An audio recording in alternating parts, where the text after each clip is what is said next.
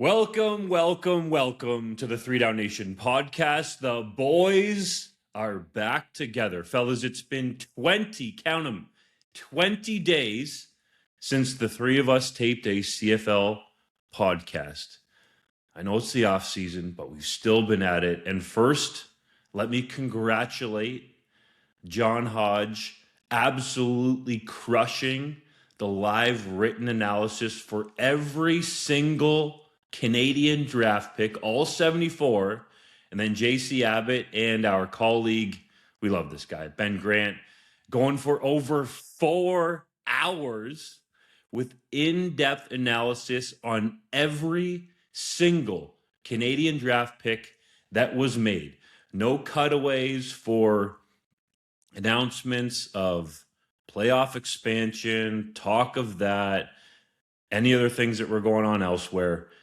JC Abbott, John Hodge, and Ben Grant brought you legit, detailed insight into all 74 picks and even talked about some of the guys that didn't get picked. So, fellas, a round of applause. You absolutely were on point. Hodge, I don't know how your fingers move that fast. And JC, for you to go that long and not have to go to the bathroom is really impressive.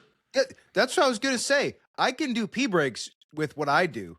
JC can't. And so congratulations to you on securing that adult diaper sponsorship. I know you didn't want to talk about it on the live stream, but I thought it was great how you and Ben were able to use those products and help get you through the live stream.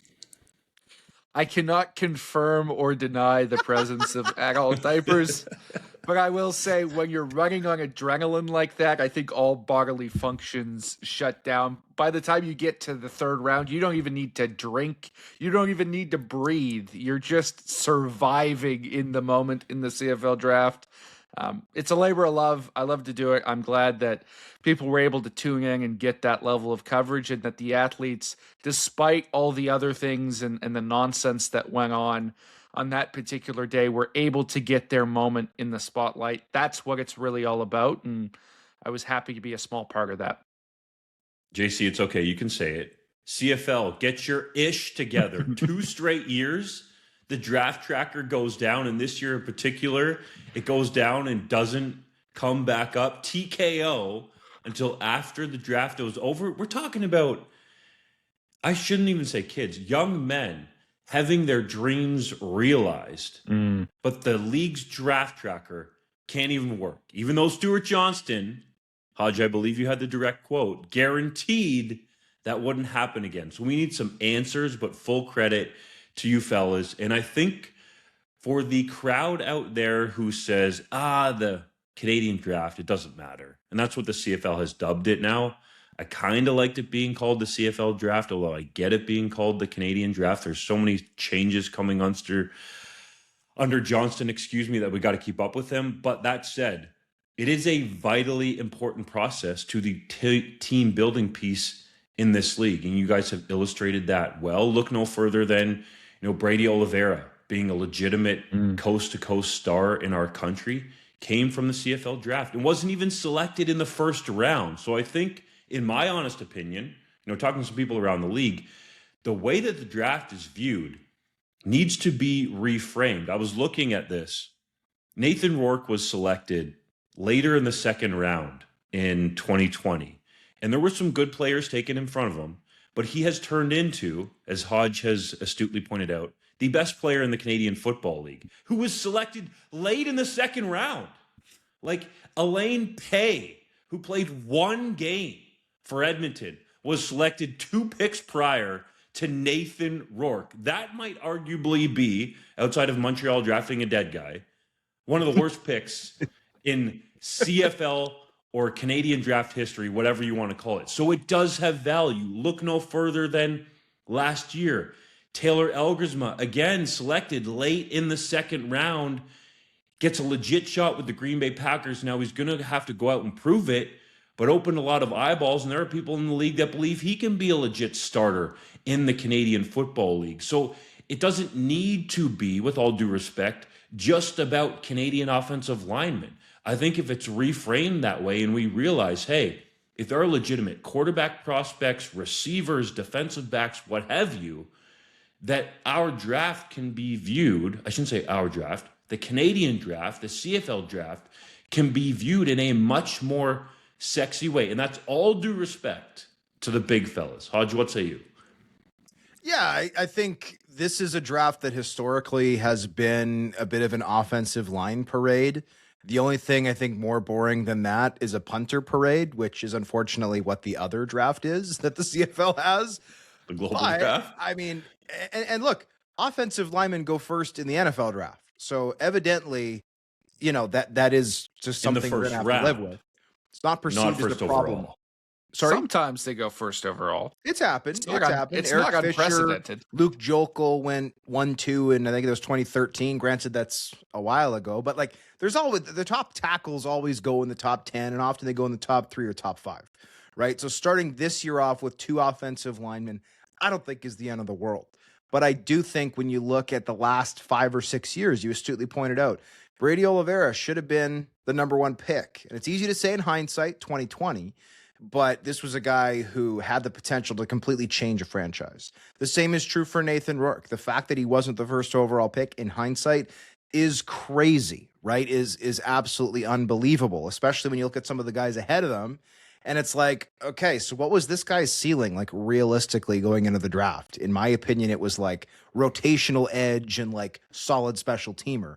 Whereas Nathan Rourke, yes, maybe there's a bust on one side of it. Like maybe he just never becomes anything. But you look at the boom side, the upside, it's like this guy could be the face of the league. And you're taking it like you're passing on him? Like really? Anybody's passing on it? So I do think that over time we are seeing a slow shift, and we'll get into it with some of this year's picks. It's not our top segment because there's other breaking news that we need to talk about, of course, which will be an entertaining conversation to say the least. But the draft, I do feel, is being modernized in that it's not just about, okay, we all need 2 offensive linemen, a nose tackle, and a safety, because that's where we play our Canadians. And if there's a big-bodied slot back, we'll take them too. No, it's becoming more, hey, there's a legitimate cover corner who is a lockdown guy at Michigan State who's 6'1" with 33-inch arms. Let's take him in the first round because he is a lockdown corner, and it doesn't matter that corner's not a traditional Canadian spot. He's a great player. Let's pick him, right? So that shift is happening. Are there players like that in every draft? No, like there was no top quarterback this year who was going to be a franchise-changing player. But the more diversity, the more excitement that we can add to the draft, the better. And I do think that the pendulum is shifting that way. And I think CFL teams would be wise to swing for the fences more often and dream about what players can be at the top of their potential versus trying to hit for singles and doubles and fill niche roles on their roster. The value of adding a quarterback or a franchise running back or a top tier receiver, these things can change a franchise. And with costs rising across the league, I talked to Ryan Rigmaiden, the general manager from the BC Lions yesterday. And part of the reason why he went with Nate DeMontignac at 7th overall was he said, look, these Canadian receivers, they're getting paid unbelievable money right now. If I can get a guy who can start in a year or 2 for much cheaper, that's a wise financial decision for me as a football team to get a guy who can be starting caliber on a rookie salary. And that's how CFL teams, as costs rise across different positions, should be looking at this as cost savings on big-time potential lottery ticket athletes. That's a great point. Nathan Rourke, I believe, did play 1 year as a starter on his rookie contract in 2022 when he blew up. That is an absolute steal in terms of loading up your roster in the salary cap era. So we'll dice this up a little later on, but let's get rolling, fellas. We're going to discuss all 9 Canadian draft classes. The Calgary Stampeders' new uniforms. Diego Pavia's potential CFL future. The Ottawa Redblacks signing Canadian pass rusher Luiji Vilain.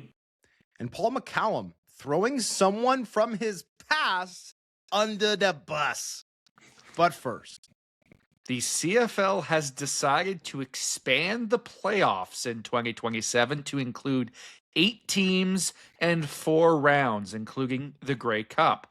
The first round will feature the top 2 teams from each division playing in the division showdowns, while the number 5 through 8 seeds play the play-in games. Round 2, called the elimination games, calls for the 2 division showdown losers to take on the 2 play-in game winners. In round 3, the Grey Cup semifinals pits the division showdown winners against the elimination game winners, with the 2 victors earning a spot in the Grey Cup. Dunk, if you can wrap your head around all of that, what are your thoughts on the new format? The overarching word that these changes need to be viewed through, like them or not, revenue. I think we should start there, to be fair to Stuart Johnston, who has clearly come in and instead of, like, you know, when you're first dating somebody, you have that honeymoon period where you're very careful about what you say, how you act. You don't want to fart around that person, for example. Stuart Johnston is like, I don't care about the honeymoon period. I'm just going to show all the CFL fans who I really am less than a year into his tenure. Think about it. The structural changes, now major changes to the playoff format. So I think it's important to be fair and balanced in how we look at this, because there is going to be that instant reaction where the majority of people out there struggle to accept change. But as time goes on, you get used to what is new. So the real key here is revenue. But that's also where I think you could have some legitimate questions. You go from 5 postseason games to 9 playoff games. As someone said to me, in any other football league in the world, is there a situation where you could lose a playoff game and still win the championship? The short answer is no. So if these 4 extra playoff games, not even just from a gate perspective, but more so from a broadcast revenue perspective, can bring in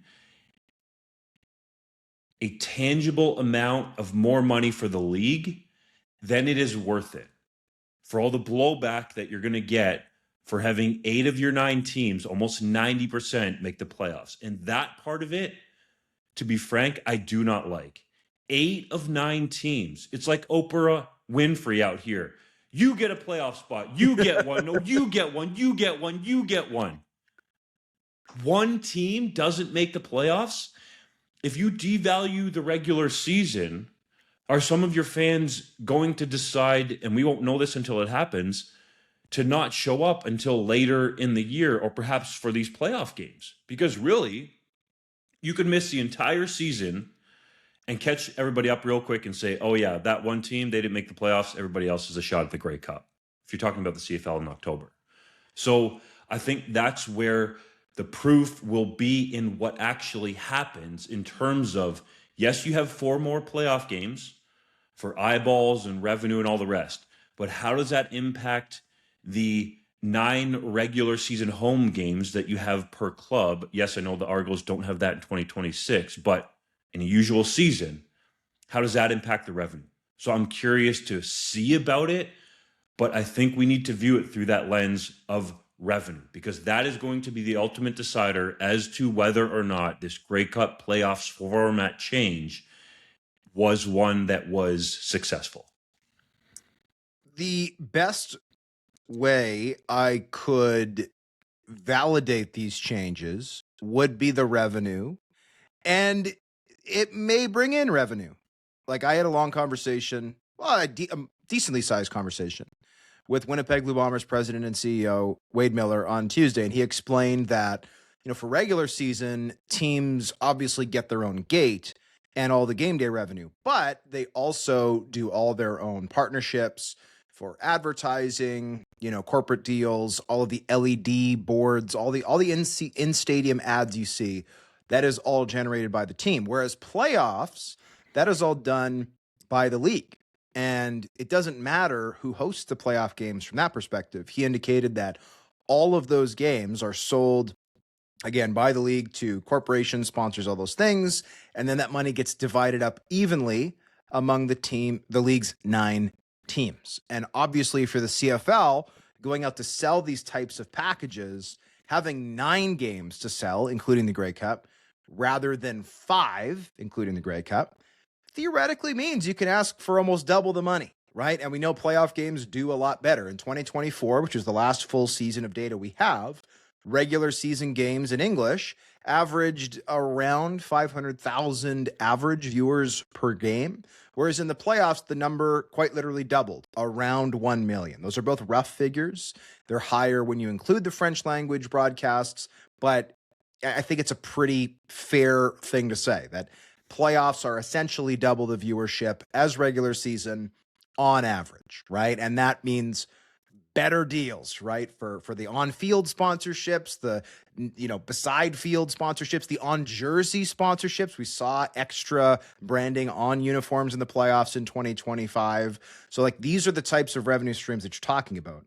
However, I think the best way to get to 8 teams in the playoffs is to have 12 teams, right? You can't do this in a 9-team league. It's undeniable, and you can't put lipstick on the pig. 8 playoff teams out of 9 is stupid. It's just stupid. It is terrible optics. This is like the participation football league. It is bad. Now, I also get the other side of it, which is like, well, this league has been desperately trying to expand for 10 years and they've not succeeded. And the best way to expand is to increase revenue. Because if you are trying to attract ownership groups or a single entity like a Pierre-Karl Pelado in Montreal, you're trying to attract a billionaire to buy into your league, the best way to do it is say, hey, look at our revenue year over year. We are growing quickly, and you can be part of that growth. So it's kind of a catch-22, right? You can't expand until you get more revenue, but you also need more revenue to expand, right? It's a classic catch-22. So I think the CFL in a way is holding its nose, going like, oh, okay, we're going to get blowback for this. But if we do this, this can maybe help us get to that 10th team. And then dare I say 11 or even 12, right? 8 out of 12 is still arguably too many, but it's about the same proportion as we had with 6 out of 9. But 8 out of 9, guys, it's just terrible optics. And one thing I will give the CFL credit for is I think we need to remember it's not like the 5th, 6th, 7th, and 8th seeds are all going to be in the final rounds of the playoffs. With the way the structure is, and JC laid it out, the top 2 teams from each division will compete in the first round of the playoffs. One of those teams from each division will go to what are essentially the East and West finals, but will be now dubbed the Grey Cup semis. And the 5 through 8 seeds will play an elimination game right away. So in other words, the top 4 seeds are automatically in the second round of the playoffs, and you're only going to have 2 more, which is what we already have, right? We have the top 2 seeds get a bye, or top seed from each division gets a bye, and then the 2 and 3 seeds play in the semis. So like, it's kind of the same thing. It's just watering it down, and that's what it feels like. The Toronto Argonauts would have made the playoffs this past season under this format. This is a 5-13 football team, and I'm sorry, nobody who watched all 18 of those games last year would have said at the end of the year, man, this is a team we really needed to see in the playoffs. They deserve the chance to lift that big silver trophy. Like, no reasonable person would say that. And I'd imagine even Argonauts fans would say that. Like, no, this team needed to miss the playoffs and bottom out and make some key changes because they were generally poor, right? There's no ifs, ands, or buts about it. They were a 5-win football team. I went back and looked because one of the figures that Miller threw out to me and some other CFL leadership has thrown out is like, well, since 2021, the home team has won 80% of playoff games.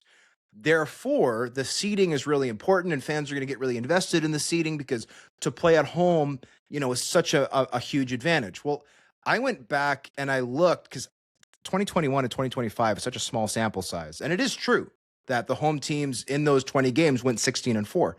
From 2000 to 2019, a much larger sample size that I went back and checked, that's 100 games, 80 postseason games, 80.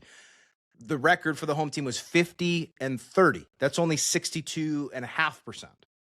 times that the home team won. So from 2000 to now, there's been 100, and the home team has won about 65. So that 80% figure since 2021, it's accurate, but I think it's a small sample size. And when you open the sample size, it's a little misleading.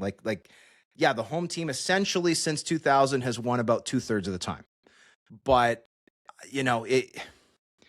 it's tough to swallow, right? Like, it just doesn't make a lot of sense.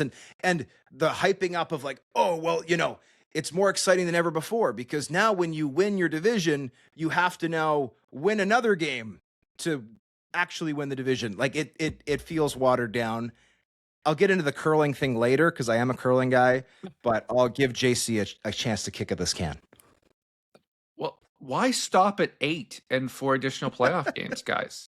Let's go to 9 teams in the playoff. I'll propose, might be crazy, but let's go with an 18-game double round robin. We may need to have some teams play each other 3 times to make it work.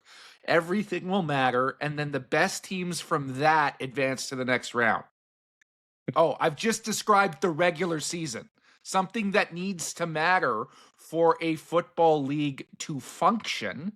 And the CFL has fundamentally undermined their regular season here. And I understand some of the arguments about seeding that Hodge just laid out. But the reality is, if you've still got a shot to get a bye in the playoffs as that second seed, when you're getting into the doldrums of October and guys are banged up, what's more valuable? Having that home field advantage for the mulligan round, or having your guys healthy?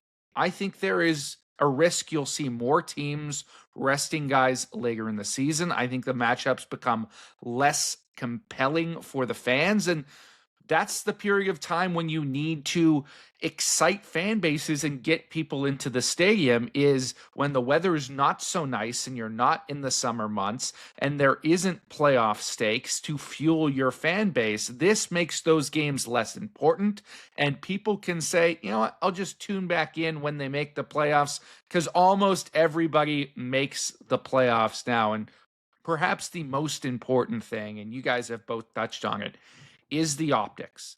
And what makes this so difficult to swallow isn't just that it's optically bad, it's that it flies completely contrary to the things that Stuart Johnston has said in the past. When he came out with the rule changes last year, he said, among other things, that a motivation behind the rule changes was to remove some of the elements from the CFL game that optically made people laugh at it, stay away, ridicule the league. It looks ridiculous that the goalposts are at the front of the end zone. Therefore, we'll just move them to the back of the end zone, and we'll take that ammunition away from the CFL haters.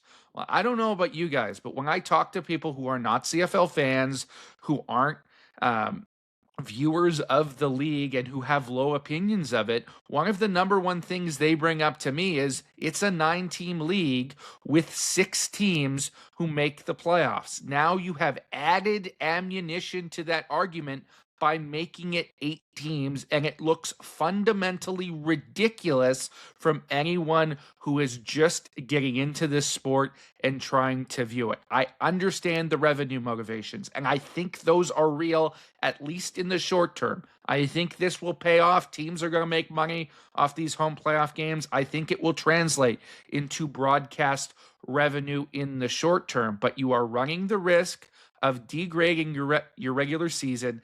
And the arguments that Stuart Johnston has made in defending these changes feel a lot like peeing on people and telling them it's raining, because everybody knows that the regular season is going to matter less under this format, and the league is going to look worse. Yes, you are going to get a bag of money, but if that is the primary and, in my opinion, only motivation for this, at least have the cojones to come out here and say that outright. There are so many angles with this, guys, but I think JC and Hodge laid it out well and sort of echoed my sentiments in saying it's about revenue. That's clear. But the optics for 8 of 9 is just very hard to sell to specifically a new fan, because that is what the CFL is trying to do.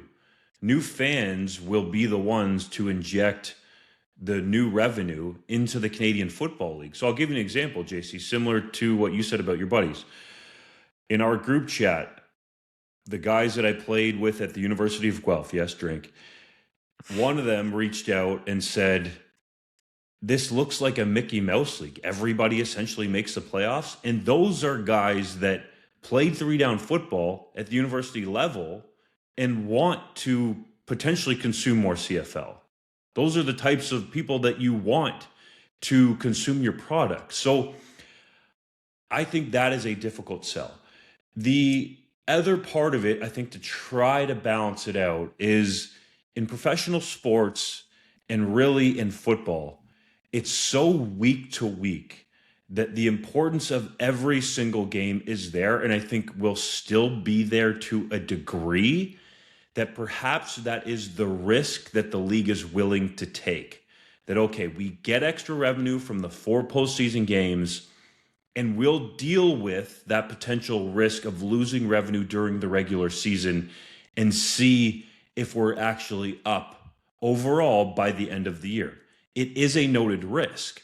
But the other issue that this brings in, I think you guys sort of alluded to this briefly, is the fact that you might have teams resting players down the stretch. It happens all the time in the NBA. There's been a big issue with load management.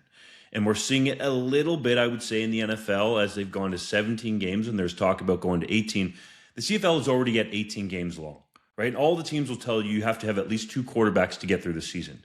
If you're a fan paying your hard-earned money to go see a game, let's say in October, as JC sort of touched on, and the starting quarterback for your favorite team is not playing, mostly because perhaps you can't slide around in the seedings that everyone thinks are going to be like of the utmost importance, are you going to be excited that you actually paid your money for that perhaps weeks or months earlier, or a season ticket holder and you're not seeing the starter if he's not injured?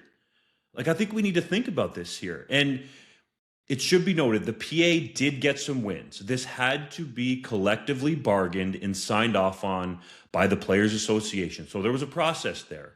The Players Association got some wins in terms of essentially 2 extra fully paid jobs per team. Now, part of that had to do with some of the nonsense that was going on around the league with the 1-game injured list. But that's a win for the PA. 18 fully paid jobs in the form of a 2-man reserve. But again, if one of those players on the reserve or both of them are star players or one of them's a starting quarterback and they're just out because you can't move, or the team, as JC said, doesn't feel like it's worth risking the injury for a higher seeding, that's going to cause an issue, I believe. But again, the revenue will show. I think the other part of this is you could have, and I want to let Hodge speak to this because he came up with this, a team that doesn't even win a regular season game, make the playoffs. And he sort of touched on it. Like the Argos last year were 5-13. They don't deserve to be in the playoffs. If, and I know it's a big if, because you'd have to win, I think, 4 games on the road / neutral site unless your city's hosting the Grey Cup. So you at least have to win 3 games on the road if you are one of the lower seeds. What if a 5-13 team wins the Grey Cup? How does that look on the league? I don't think it's great. We've talked about sub 500 teams, like I believe the Redblacks in 2016 were 8-9-1 and won the Grey Cup. Is that correct? I'll let Hodge check that. Like, that's what we're talking about as a possibility here.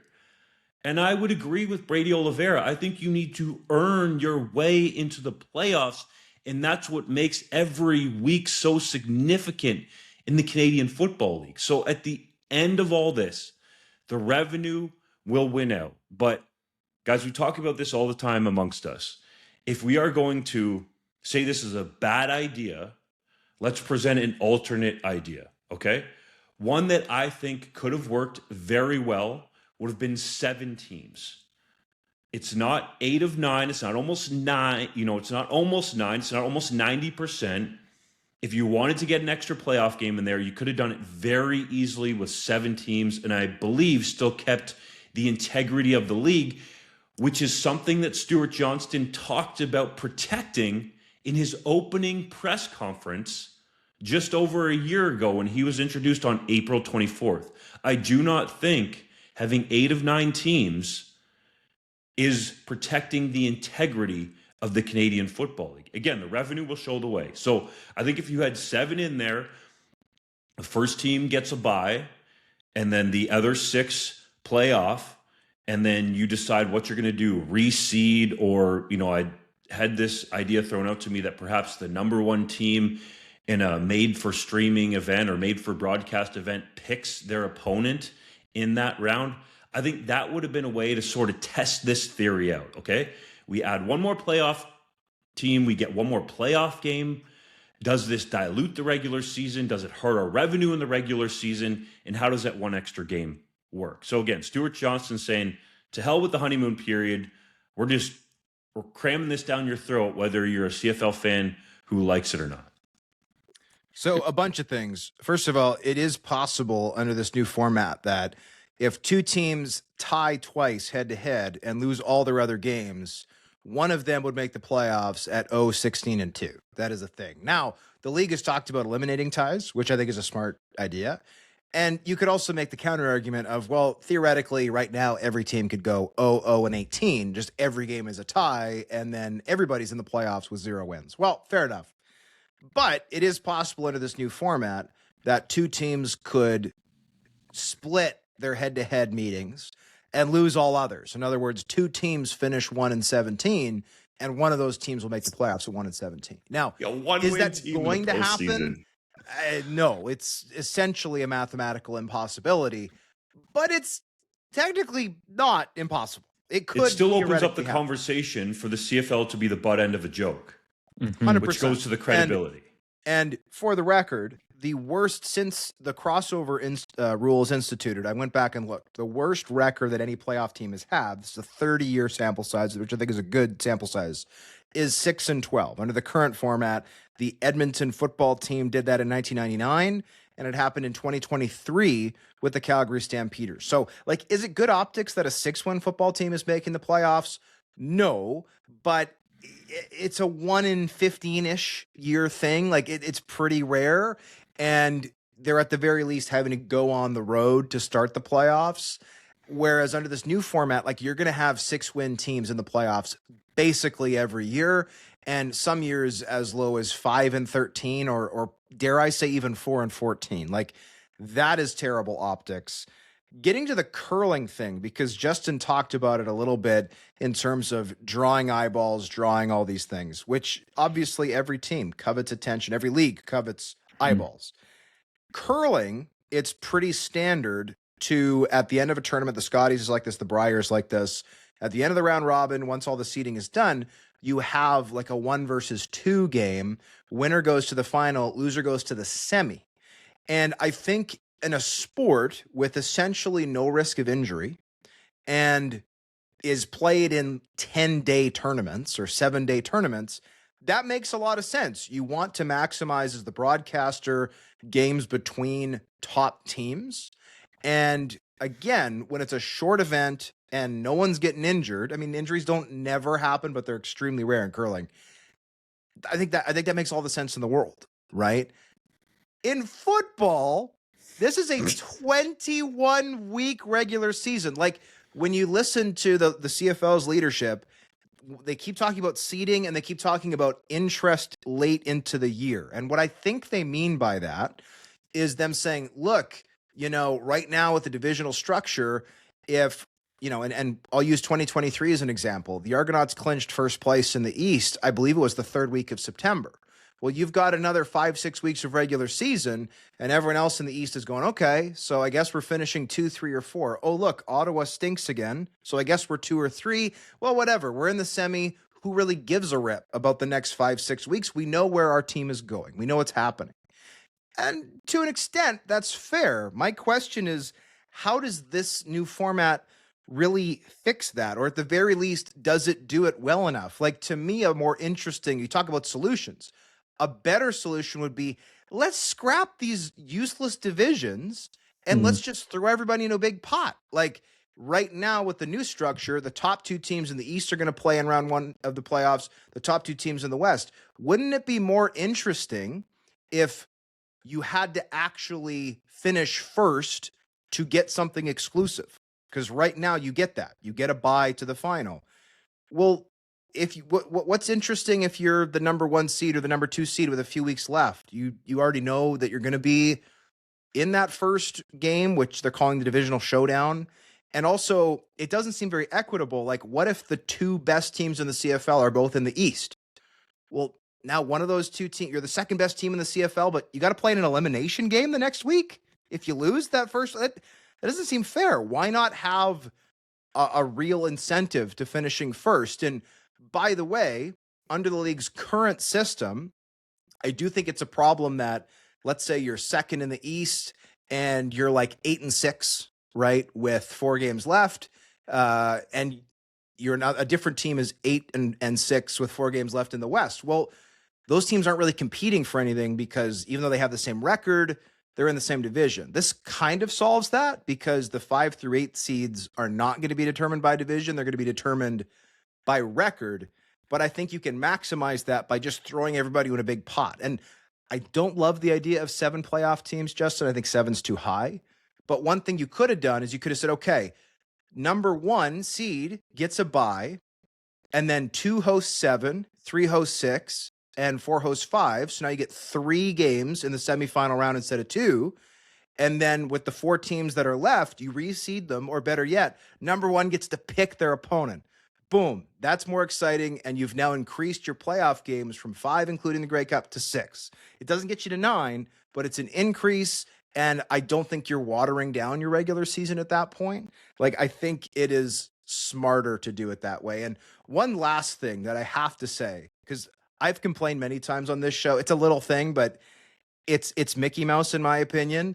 The CFL calls its combine the CFL Combine, even though it's invitational, and the CFL Invitational is called Combine is called the Invitational Combine, even though it's not invitational. It's backwards. Well, let's look at the names they've come up for this. The divisional showdowns. That makes sense. They're divisional games and they're showdowns. Cool. The play-in games. Okay, I like that. It's the 5 through 8 games. These are play-in games to kind of like get to the playoffs. Fine. The next round, the second round, is called the elimination games.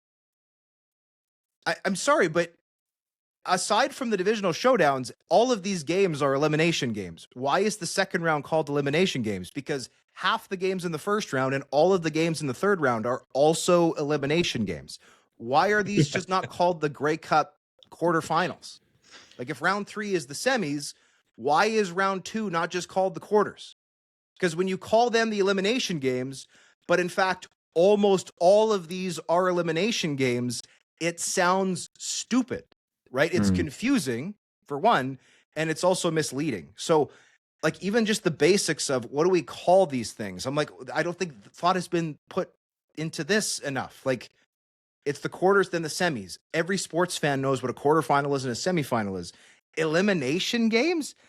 I guess it sounds kind of sexy, but it doesn't make any sense. It's like a Katy Perry lyric. Like, it doesn't make sense. It's silly.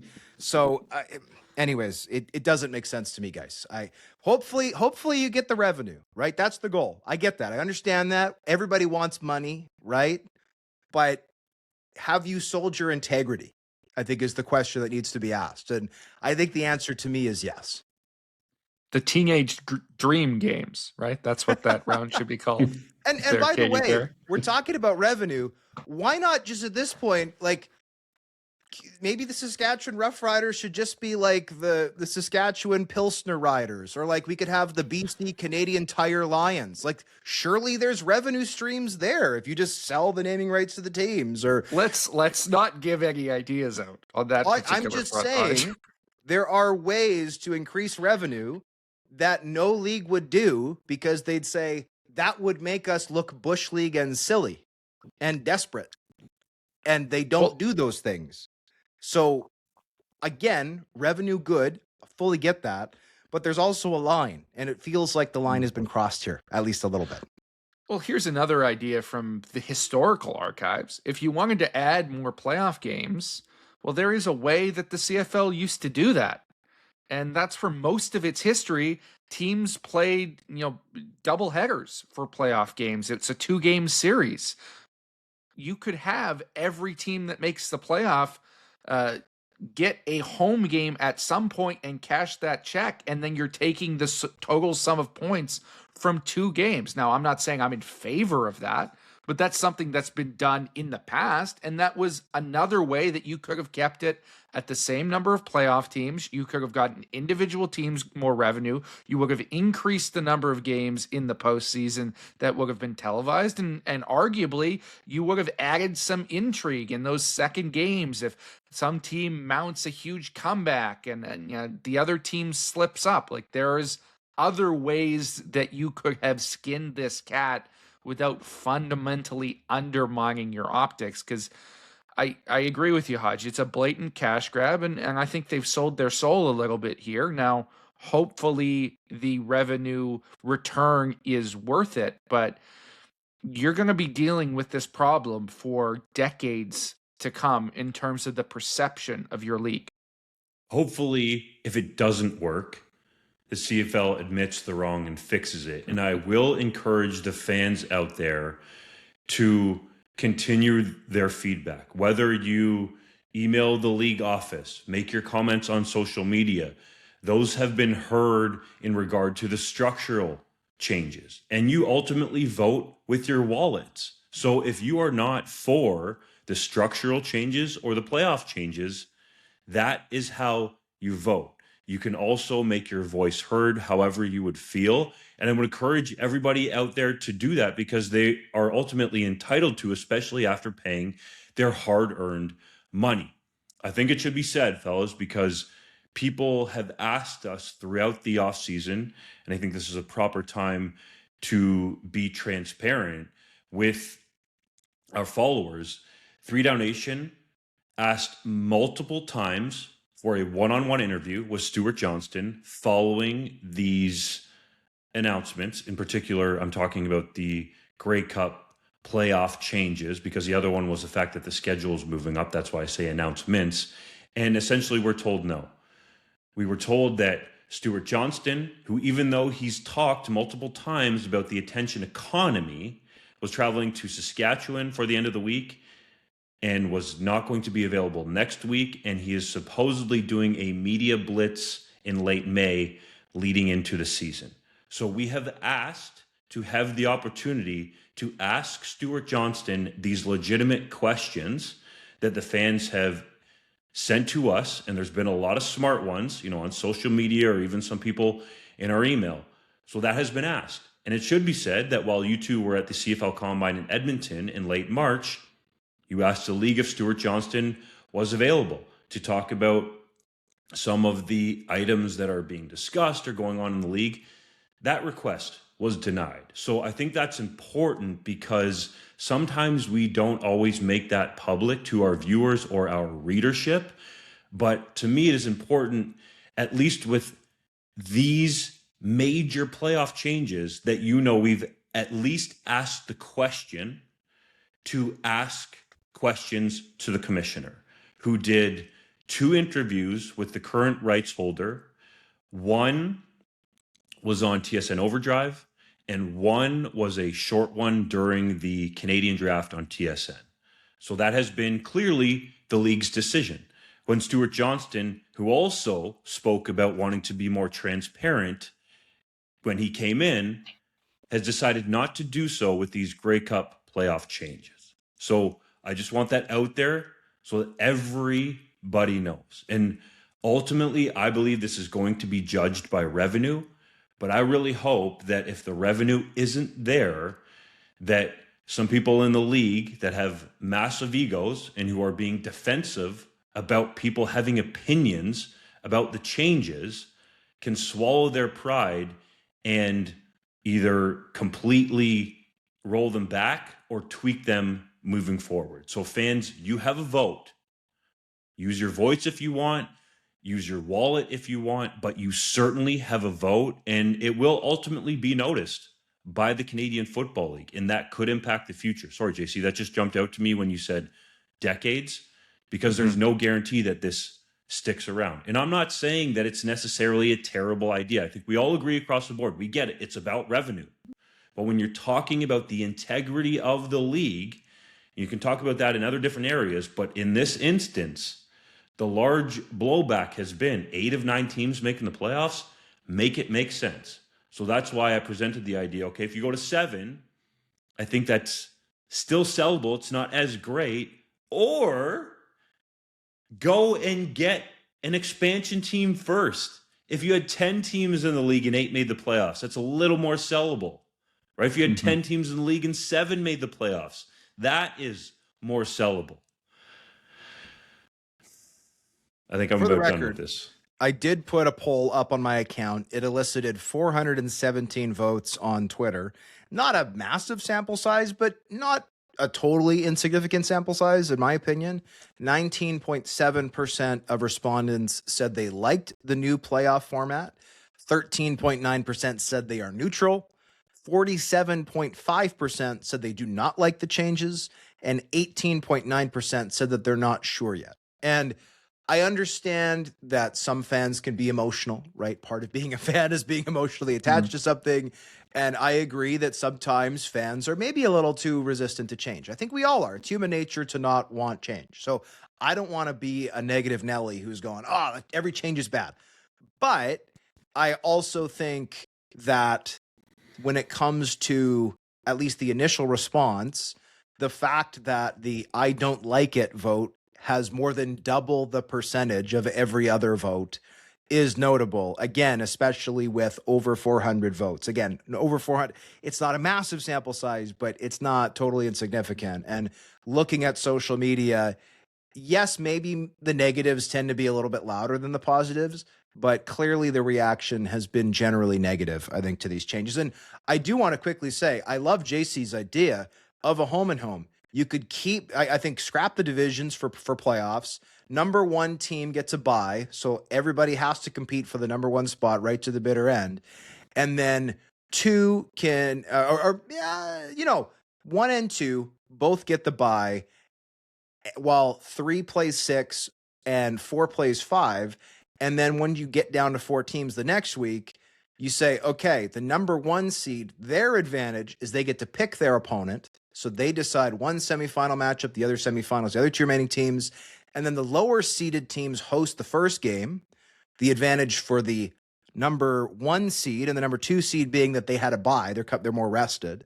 They have to go on the road week 1, but then the second half of that game, boom, you play it back at home. And think about the storylines and the buildup of like, okay, first game was, 23-17 for the home side, the lower ranked seed. So now these same 2 teams are gonna have to play this emotionally charged, crazy game. You're going back for the home game for the number 1 ranked seed, and they're gonna have to win by at least 7 points in order to get to the Grey Cup. Like, I think that could be interesting, and it's a lot better than just watering this down with teams who shouldn't necessarily be there, or having a game to start the playoffs where 2 top teams play and it doesn't really mean anything for the Grey Cup. You're just like doing an arbitrary playoff game to be like, okay, we just spent 5 months figuring out who the best team is, but now we have to have the 2 best teams play again to decide who the best team is. Like, no, silly. I think JC's idea is way better. It gets you more playoff games. That would be 7, including Grey Cup, and you're not adding teams who don't need to be there. So I like that. And then look, again, you can always add teams to the playoffs once your league gets bigger, right? You can do that. It's not that hard. There's one more element of this that we should discuss before moving on, and that's the fact that the season is now going to be moved up to align with Victoria Day for the opening of the regular season. That's going to put more games in the summer months when the CFL has said it's more profitable for them to have it. I think in general, I like that element of the change. I think you can justify that a lot more. But it needs to be stated, guys, when we discuss the moving up of the season, there's going to be major logistical challenges for the individual teams associated with that in terms of bringing in talent to training camp. Not only Americans waiting on their NFL opportunity, but CFL draft picks who have NFL mini camps will miss the majority of training camp under the new model. And even later round U Sports players, they are still in exams at school at the time that training camp now would be for CFL teams. That's going to result in them being late to training camp and some hurdles in that aspect in terms of how teams are going to roster those players and get proper evaluations of their talent level going into the season. And then you're asking questions about, well, we can't PR this guy because another team will poach him, so we've got to put him on the active roster, or we've got to one game him. There's going to be all sorts of dynamics at play there. Additionally, when I spoke with Ryan Rigmaiden yesterday, he brought up something that I didn't even think of related to that same issue. And that's the fact that most of these CFL teams host their training camps at universities in some form or fashion, because university dorms are the most effective way to host that many people over a stretch of time for training camp. Well, if class is still in session and exams are still going on, there are students still living in those dorm rooms. That's going to cause some challenges for these teams in terms of finding a proper place for them to host their training camp and be able to facilitate the logistics of having 100 bodies there waiting to be evaluated. All those things will have to be determined in the next year. And I think you're going to see some teams change up how they do training camp and where they're able to do it as a result. It's a valid point, and the teams are going to have to take a little more chance in terms of the players that they pick in the Canadian draft, especially because they're going to have to judge what they're hearing about prospects and their NFL interest versus knowing how it's gone down in the NFL for those prospects. So I understand it. Anchoring it to the May 2-4 weekend makes a lot of sense, and really making those tent poles, as Stuart Johnston called them. But there are some logistics that just make you think, again, was moving the season up like this actually talked about with general managers and head coaches across the Canadian Football League? Because judging based upon what Rigmaiden told you, JC, the answer to that would be no. Like Stuart Johnston said, he went around asking CFL fans when the CFL season usually starts, and he said the most common answer was sometime in June. Like, it's simple. It's the first week in June, first weekend in June. It's been that way for how long, right? And it wasn't even that long ago that the season started on a Canada Day weekend. So I get moving it back. I understand it. But some of the messaging here has got to be cleaned up. Like, that is just so poor that it's like, well, sometime in June. No. If you followed the league, it's the first weekend in June. Shouldn't that be on the league that your messaging has not gotten through to people? That the CFL season starts the first weekend in June? Like, that's on you guys. And I understand moving it back. It makes all kinds of sense. I really get it. But as JC laid out, there are these logistical potential nightmares that teams are going to have to go through. Like the Argos, and you laid this out, the Ticats, McMaster University, the Argos at the University of Guelph. If there are people still in those dorms, where are they going to hold training camp? I suppose you could just do it at your facility, but there are logistical but where are those guys going to sleep? To work through. Exactly. Rent hotel rooms? That's going to rooms? cost you more that's money, a massive potentially. cost. If you're the Argos and you can't put them at a university, you're going to have to find expensive lodging in Toronto, potentially, to put up that many players. Like, I get it. I'm all for it. But I just don't think some of these changes have been thought out to a T. Just look at the play clock. The play clock was announced. Everybody freaked out about it affecting the final 3 minutes. Then they figured that out months later. How about a novel concept? Line everything up, cross the T's, dot the I's, make a decision with key stakeholders involved, at least feeling like they have a voice, and then going forward. I, for the record, did ask Wade Miller if football ops people were consulted, and he said yes, and he said they're going to figure it out because they're extremely talented. When speaking to the media on Wednesday, They're going to Kyle figure it Walters- out. That sounds to me like they were really consulted. They're going to Kyle figure it out. Walters said essentially that, and this was regarding the playoff change, maybe not so much the season moving up, but he basically said Wade came in and said, this is happening.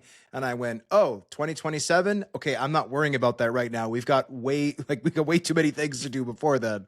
So that's at least some perspective on the record from folks in Winnipeg. But yes, there are logistical challenges, and we may soon find out, boys. Who knows? The age-old question of how many sleeping bags can you fit in Mike Pinball Clemens' backyard? Because maybe that's where the Argonauts will be sleeping April 2027 as they try to host their training camp at a university where all of the dorms are still full of studying students trying to cram for their exams. JC, I just have to say, I do like your idea for the potential of a 2-game playoff series, and that has been done in the past in the CFL. It would actually make your regular season continue to be relevant. So again, I just hope that this stuff wasn't rushed through, and for whatever reason, it seems like 2027, there's a whole bunch of these changes being stuffed into it. And I think across the country and for CFL fans across the world, everybody's hoping it works. Even us, we're hoping it works because it benefits our business.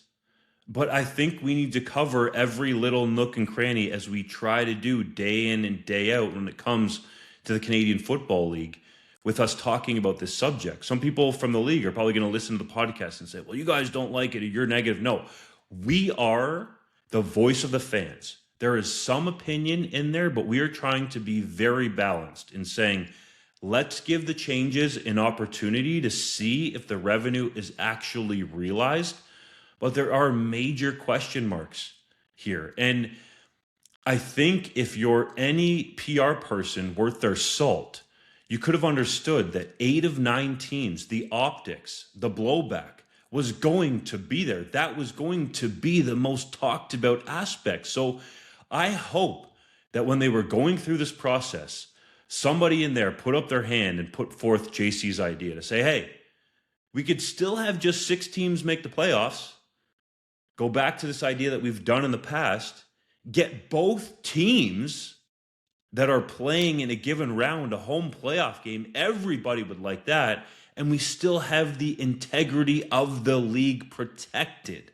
That is key for its future growth. I think any business leader would agree. So you guys have been fantastic laying out the different iterations of this. Stat Boy Hodge, obviously, and then the thoughtful guy, JC. So I think it's a vibrant, well-rounded conversation.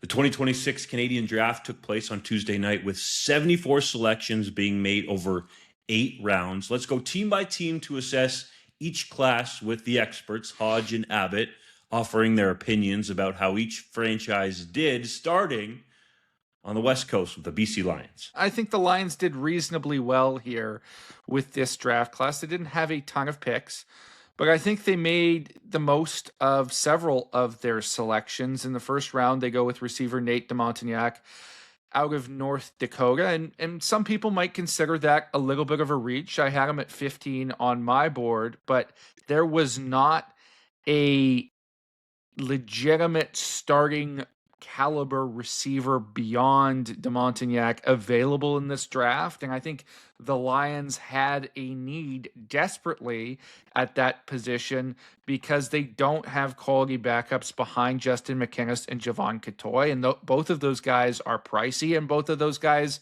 are getting older. I think DeMontagnac, with his grit and toughness, gives you a quality piece that's an instant backup and a future starter. You come back later in the draft at pick 45 and you get tremendous value with Nick Senecal, who just a year ago was the leading receiver at the University of Hawaii. He's dealt with some injuries, some drops, didn't run fast at the combine, but I think that is a no-lose scenario that late in the draft to add an additional depth piece at receiver. And then Some of the other picks they made, Jet Elak in the second round, he's hurt right now. Ryan Rigmain told me they don't expect him back until July or August, but somebody who can be an upgrade over Patrice Rene in that nickel role or roll back to safety as needed. Some good special teamers in Pierre Kameni and Chase Henning. Ethan Graham gives them some depth on the offensive line, and Ebenezer Debula is a nice project at defensive tackle.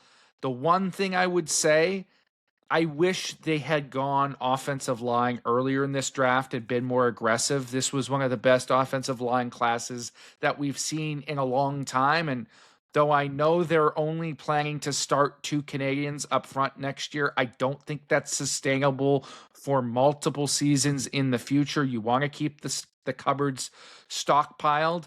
Ethan Graham helps, but there was the opportunity here to add future starters. I don't think they did that, so it's probably a B plus grade for me for the BC Lions. A solid draft, some good additions, but maybe a miss strategically in not aggressively going after the offensive line. Hodge, take us through how you feel like the Edmonton Elks fared in the Canadian draft. Yeah, so I took the liberty of kind of tiering all of the draft classes, and I have Edmonton as one of my 2 top tier teams. And for the I got BC in the middle. I have BC as a second tier draft. I thought it was really good. It's a good draft. I do have the same exact concern as JC about the O-line issue, but I thought that Demoniak, as soon as he separated himself at the combine, is like, okay, boom, clearly he's the top receiver. That's a great pick for them. Their receiver depth behind Katoy and McInnes has been very thin in recent years, so I like that. The Elks, however, I thought it was a slam dunk, really, almost from top to bottom. Daryl Jabome was my number 1 kind of now defensive player, and I say now, excluding the guys in the NFL. Jabome, multiple-year starter at Rutgers. He projects to me as a starting middle linebacker, and he's a perfect fit for an Edmonton team that has Joel DeBlanco starting as a Canadian middle linebacker going into a contract year. DeBlanco is due a big raise, assuming that he has a good 2026 season.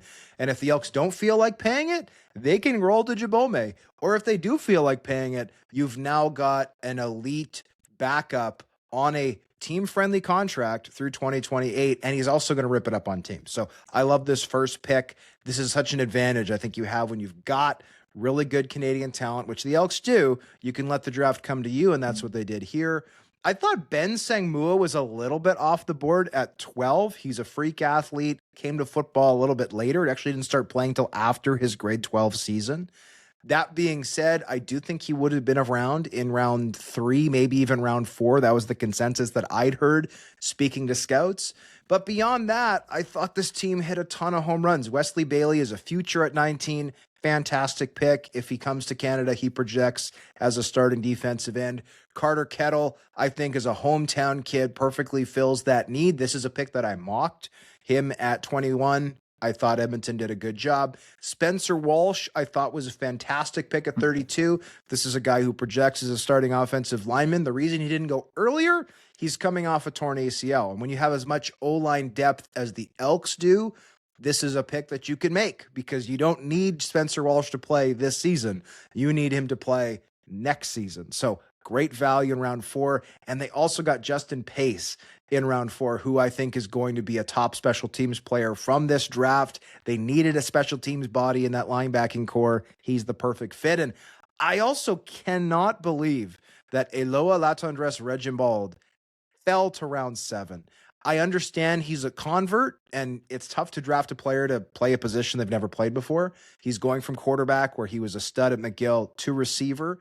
However, how many 6'3", 215-pound freak athletes are there available in this draft every single year? The answer is not that many. And Latendresse Regimbald is that. He did not look out of place running routes at the combine. I think that he could be the steal of this draft. I'm not saying he's going to be the next Brad Sinopoli. I think it'd be very unreasonable to put that expectation on a player. But I think at the very least, he can be a really good short yardage quarterback. Last season, we saw the Stampeders take Quincy Vaughn at 19 to fill that role. Well, Regimbald, to me, has much better upside. and the Elks got him at 58. So I love that pick. To me, that is maybe the best value they got of any of these selections, and I thought they got a lot of value. This is one of my top 2 drafts, arguably my number 1. That was my favorite pick in the entire draft. Obviously, Eloi Latendresse Regimbald. I don't know how he got to the 7th round. That dude looks like a physical beast, as well as having played Canadian quarterback, which makes him a shoo-in for me. But love that pick by Edmonton. There'll be lots of people watching that. JC Abbott, take us through your analysis from the picks that the Calgary Stampeders made in the Canadian draft. Well, I was in alignment with Hodge that Edmonton was my favorite draft class. I think the Calgary Stampeders are in contention for my second favorite, maybe tied with the Saskatchewan Roughriders. I love a lot of their selections, and they may not be the sexiest picks overall, but CFL teams are built on special teams. I think they got a lot better on special teams in this draft by leaps and bounds. In the first round, maybe it's a bit of surprise. At 6 overall, they go with Eric Roscoe, the linebacker out of Angelo State. But I loved the way he showed up at the CFL Combine. He had ridiculous bounce. I think he's basically unblockable from that linebacker position, and he's going to take over the role that Micah Tights has held in that defense for the last number of years, and I think he can do it better while being a dominant teams player. And then you go down the list of picks. Laomi Ojotolayo, the receiver from Laurier, he can be the best offensive special teams player in the entire CFL early in his career. He's going to be a upgrade over Vaishon Genesis, who they had picked last year. He'll be on your roster for every game and make a ton of tackles in kick coverage. Tristan Marois, the 6'5" defensive end from Colorado, has been a size mismatch at the NCAA level covering kicks. Now you bring him up here to a team that already has Keelan Thomas in that role, and you just made yourself that much better. Stephen Capella is another guy I think has tremendous special teams value, as well as a guy who is an incredibly athletic, big-bodied defensive lineman running downhill. I love all of those selections. Then a couple of quality linemen in Mitchell Scheschinger, who I would not be shocked if he fights and battles to become a future starting center and maybe unseats Raheem Brown for that backup role this season. Jack Warwick, who athletically is a little bit limited, but the pedigree from his time at the University of Saskatchewan cannot be dismissed. And Matt Sibley, a smaller receiver out of the University of Calgary, but a local pick. Boy, did he impress me at the CFL Combine, was virtually unguardable as a team that potentially can start 3 Canadian receivers, and I think will go in that direction. That's quality depth that you can bring in for a guy who, frankly, I don't think would be out of place if you had to spot start him at some point this season. You can put him on the practice roster to start, but he is a guy who has that high-end athletic upside, despite the fact that he doesn't necessarily have a CFL frame. Hodge, Saskatchewan Roughriders. Break it down. Well, it's funny that you threw the Riders to me, because the Riders are my other top-tier draft. I think I've got them one behind Edmonton. I think I've got Edmonton 1, but I've got Sask 2. I thought Malcolm Bell was a steal at 9. I had previously mocked this pick. He's the perfect heir apparent to Devon Campbell. 6'1", long arms, lockdown guy. Needs to improve on his tackling a little bit, but he is a guy who I think you can realistically start at corner at some point this year, and he's going to be just fine. He projects as a long-term starter, in my opinion. Really nice pick. I thought Darius Bell at 29 was really good value. This is a 4-year starter at the NCAA level between Maine and East Carolina. He started at left tackle. He started at both guard spots. He started at center. And for a Rough Riders team that got banged up on the offensive line and had to start 4 Americans there in the Grey Cup, I think Bell is the perfect depth addition. We all know Logan Furlan's great, but outside of him, right, this O-line has been banged up at times. I think Bell is the perfect high floor, pro-ready O-linemen to get for them, and they got him at 29, which is great value. I thought Osaserio and Winji was really good value at Calgary. This is a guy who ran poorly at the combine, fell down some boards, but he is a dog and a football player, for lack of a better term. He reminds me a little bit of the Herdman twins, guys who had really nice film coming out of school, but ran poorly. Well, in the case of the Herdmans, they fell around 7 and then had 10-year productive careers. Odawinji, I think, at the bottom of the 4th is great value. Jez Janvier, really good project in the 5th round. He's got tackle traits. This is a team that had success with Daniel Johnson, taking a flyer on him. He started meaningful games for the Riders at tackle and looked good. Janvier might be the next guy to do that. I'm not saying he will be, but it's not impossible to think. Albert Reese at 56, insane value in my opinion. I would have happily taken Reese in the 3rd round. Yeah, he got some guaranteed money from the Carolina Panthers, but guess what? If he comes up to the CFL, he's ready to be a ratio-breaking starter at offensive tackle. To get him in round 6 is fantastic. And Shamar McBean, another super value pick at 65 to me. He is somebody who I think can really round out that receiving core. He's a deep threat. Does he have the most versatile route tree? No, but he was the most productive receiver at the college level of any player in this year's draft. He put up over 2,500 yards with the Thunderbirds. To me, that matters. So I like that pick. The only pick I did not like from this team, I thought they reached on Dylan DeJete at 18 out of Alabama State. He's got some impressive physical traits, some explosiveness, but he wasn't super productive over the course of his collegiate career after a great rookie year that he had early on at the FCS level at, I think it was Wolford College, before transferring to Alabama State. So I thought that was a bit of a reach where they're trying to find that receiver to replace a Joe. But I thought that what they were able to do with the next 5 picks, including getting McBean at 65 to also fill that role, was great. So I really liked what I saw from the Riders. JC, I know you really like Malcolm Bell as a legitimate, possible lockdown coverman. I think you called him an eraser, correct? I love him. He's one of my favorite players in this entire draft. You know, maybe not as CFL suited in zone coverage. There's some limitations. That's why he falls to 9. But in the right system, and I think Saskatchewan is the right system, he can be a starter on the boundary. He provides instant insurance behind Tavon Campbell of a quality unlike anything you'd be able to find elsewhere in the CFL. There will no longer be a Kerfala Exume situation for the Saskatchewan Roughriders. They have solved that problem effectively with their first pick in the CFL draft. They've got a guy who can be maybe not quite as athletic as Tavon Campbell, not as explosive, but I think just as good eventually in his CFL career in Malcolm Bell.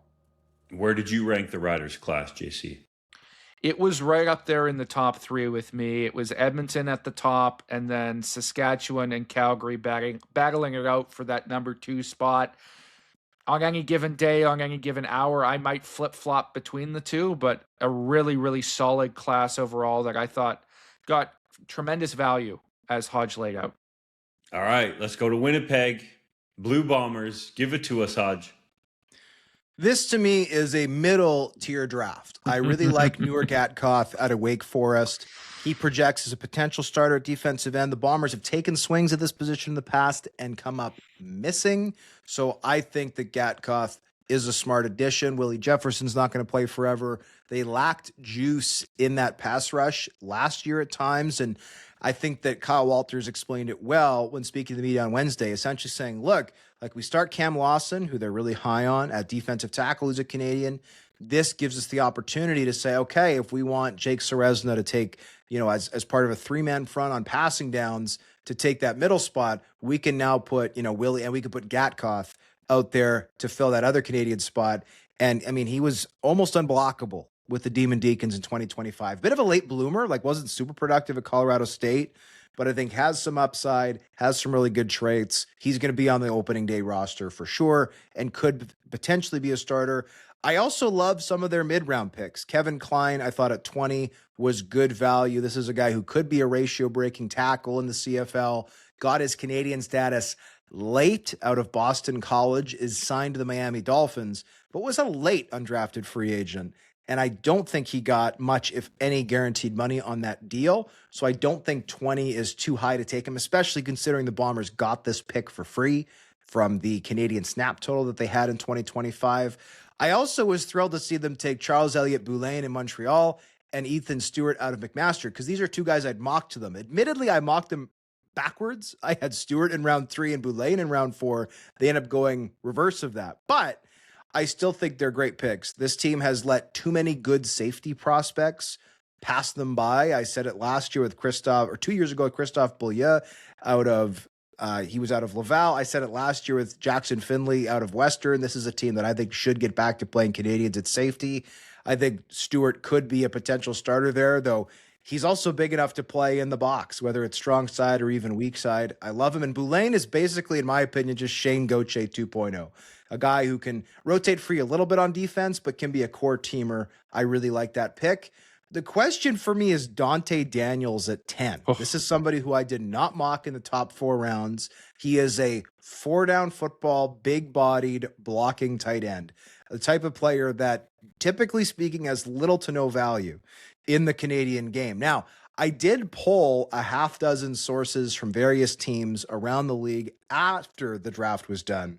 I got back a number of responses that were interesting. A couple people outright said, yeah, we had him in round 5 or later. There was one source who said, we had him in round 3, 4.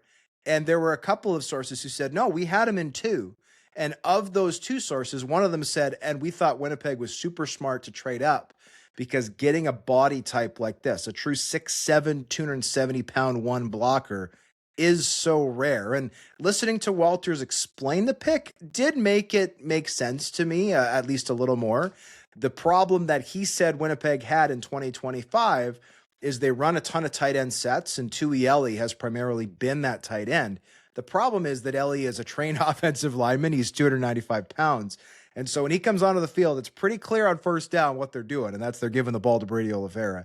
And there's no reason for opposing defenses to respect him as a passing threat, though I do think it should be said, Ellie made a pretty sick touchdown catch in 2025, getting the toes down at BC Place Stadium. That was one of the wildest touchdowns I've ever seen. But essentially, the Bombers were like, we think Daniels is a legitimate passing threat that teams will have to honor. Should be noted, he caught 10 passes over 2 seasons at North Carolina State. The production is not crazy, but I do think the logic of, hey, this guy can block like an offensive lineman. He's going to be out there a ton because we run the ball a ton with Brady Oliveira, but he can also do some other things. They also did say they want him to cut some weight. They want him to get down to 255, 260, because obviously in the CFL, he's not going to be blocking 275-pound or 280-pound defensive ends like he was at the college level. The defensive ends up here are much smaller. He doesn't need to carry that extra weight. So that pick, it's grown on me a bit, but I still think giving up a second-round pick in 2027 was way too high a price just to move up 3 spots. This team had the 13th overall pick. They gave up a lot to get to pick 10. And if I was the Winnipeg Blue Bombers and I was looking to make a draft day trade with the Redblacks, I would have traded up to number 1 to take Giordano Vaquero. And maybe it's unfair of me to criticize a trade that didn't happen. And I asked Kyle Walters if he inquired about the trade, and he said, we kicked the tires, but it became pretty clear pretty quickly that the Redblacks were not interested in making a deal. To which I say, fair enough. But if there's one guy in this draft who would have been the absolute perfect scheme, personality, marketing, you name it, fit with the Blue Bombers, it was Gio Vaquero. They did not move up in the first round to get him, but they did spend a lot to move up in the second round to get a blocking tight end, which, again, I like some of the picks, but that logic makes me ask some questions. Yeah, if I may jump in there before we move on, the problem is less about the player, and I was much lower on Dante Daniels because I didn't necessarily see the kicking blocker that Kyle Walters did on film. I saw a big guy who overwhelmed people with size but wasn't particularly technically sound or even that strong. But I understand the value, and I understand the value specifically for Winnipeg because of the offense they run. The problem is now he has to be worth 2 first or second round players, this year's and next year's. That's a lot to put on a kid who is going to be a package rotational player for you, not an every down guy. I don't think Dante Daniels, even if he becomes the best blocking tight end in the CFL can ever live up to that value, because you can get impact starters in the second round. You had a potential to add two of those guys with these picks.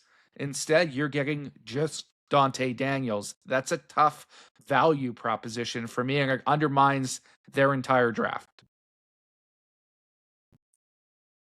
Totally agreed on Gio Vaccaro. He had 250 people at the Italian club in Winnipeg. Like, that would have been a great storyline across the board. But if Ottawa doesn't want to give him up, perhaps Kyle Walters is sitting there thinking, okay, well, in 3 years after his rookie deal's up, we'll bring him home.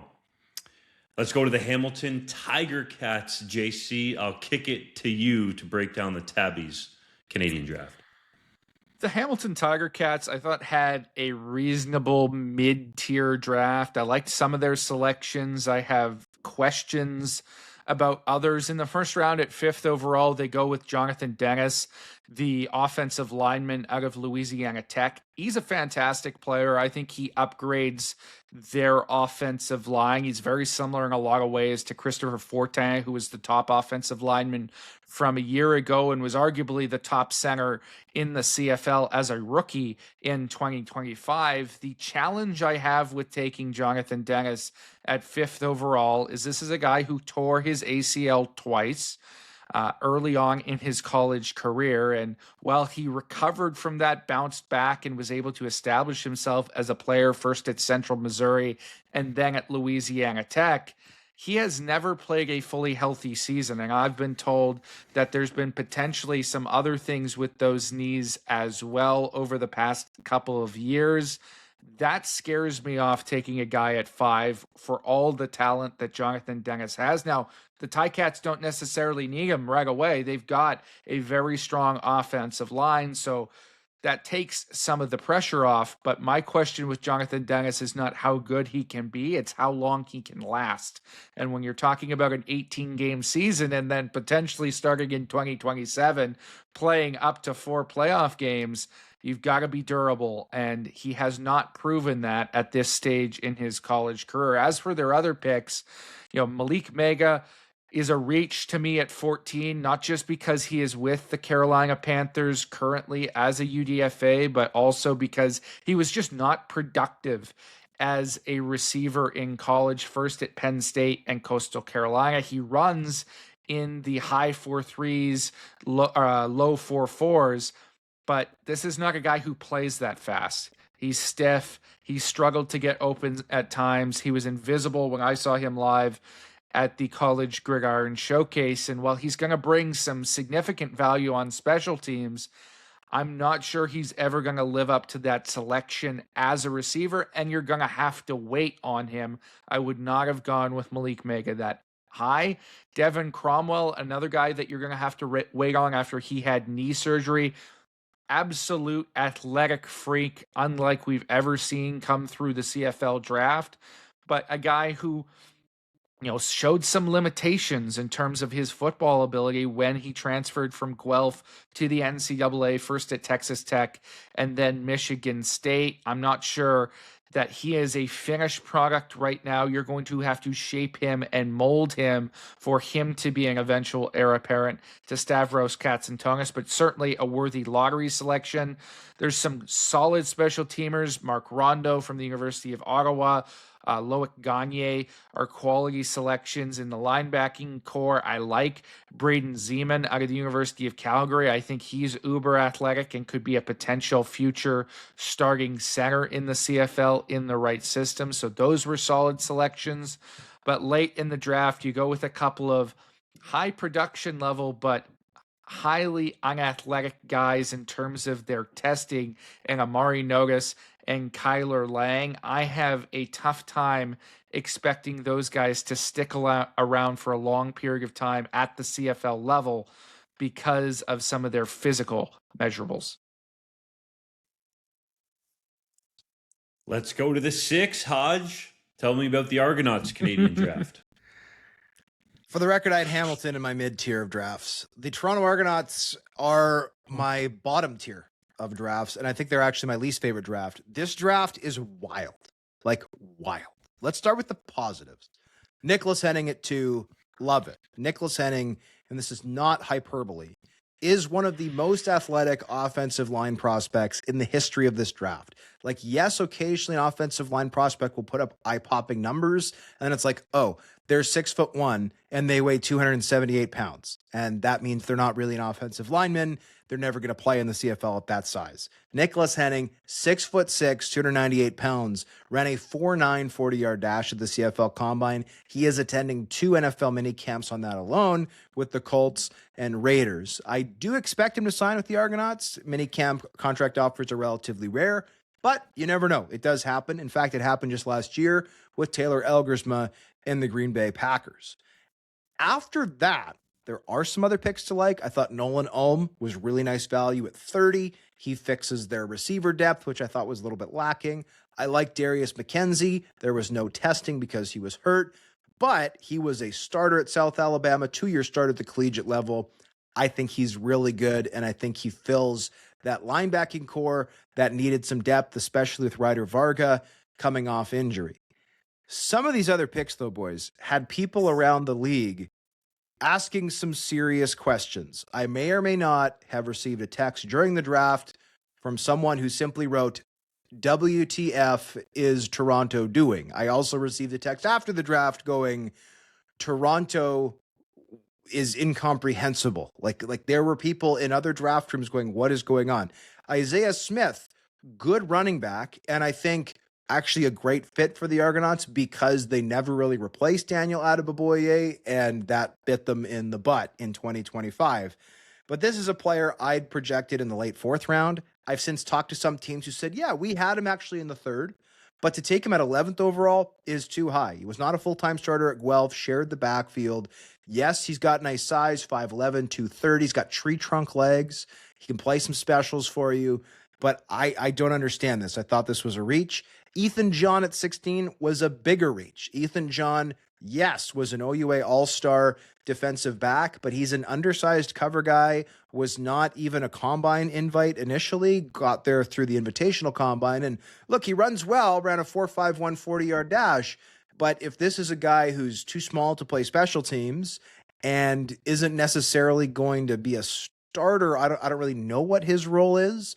Maybe there was a hint at 22 where this team took Louis-Philippe Gauthier out of Montreal, who was a stud corner for the Caravans. Like maybe this is the Argonauts saying, hey, between Jonathan Edouard and now John and Gauthier, we're going to make one of our corner spots Canadian. Okay, that logic kind of tracks to me. But these are just players who I think you could have gotten significantly later. This is a team that had 2 third-round picks and 2 second-round picks. I think you could have made hay at 11 and 16 and then gotten Smith and John a full round later. So that's the problem for me. Those are the questions. That said, I do want to raise at 67 and 68. I thought these two teams got 2 really good value picks in Wigbe Mambo out of Windsor at 67. Honestly, Mambo might be a better player than Smith, who they got at 11 relative to Mambo, who they got at 67. And Sebastian Parcelidis, fullback out of Wilfrid Laurier. He's only 5'9", but my God, this man can block. His decleating special teams film is unbelievable. I thought that he's somebody who should have gone higher than round 8. So I don't hate this draft class. I'm not saying it's a bad draft class, but the Argonauts had 11 picks, including 5 in the top 23. They went into this draft positioned to have the best draft of any team.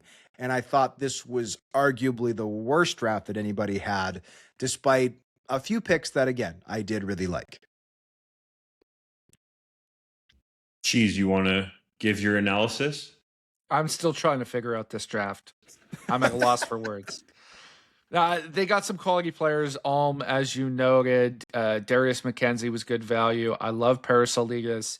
Frank Vrugdenhill is a name you didn't mention. I think he is a really quality offensive lineman and not dissimilar from Nicholas Henning in the sense that he's only been playing football for a couple of years. He was a shot putter at the University of Toronto, had never played football in high school when he walked on to the Varsity Blues football team, and then didn't actually play any meaningful games until he was with the Hamilton Hurricanes in the CJFL. So I like that selection, but Ethan John was maybe a 7th or 8th round flyer for me. I would have had Louis-Philippe Gauthier probably in the 5th or 6th because of some of my concerns over his physicality.